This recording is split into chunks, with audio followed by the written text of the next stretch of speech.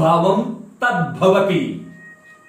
మిత్రమా, ఒకడు రోడ్డు మీద పడి గాఢ నిద్రలోకి వెళ్ళిపోయాడు.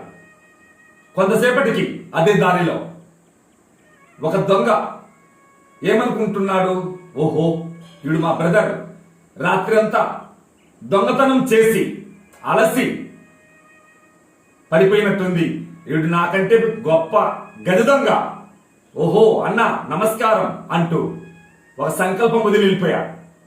కొద్దిసేపటికి అదే దారిలో ఒక త్రాగుబోతు వాడేమన్నాడు, అన్నా నేనన్నా స్పృహలో ఉన్నా నువ్వు సర్వాన్ని మైమరచి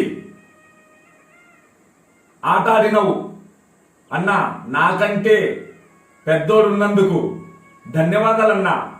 సరే, అదే దారిలో ఒక యోగి వస్తున్నాడు. అతడేమనుకున్నాడు, అయ్యో నేను సవికల్ప సమాధిలో ఉంటే మా అన్న నిర్వికల్ప సమాధిలో ఉన్నట్టుంది, అన్నా నువ్వే నాకంటే మహోన్నత త్యాగివి, నమో నమః.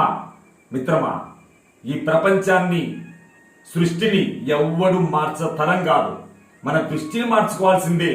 ఎవరేమనుకున్నా నీకు అవసరం లేదు, నిన్ను నీవు తీర్చిదిద్దుకో.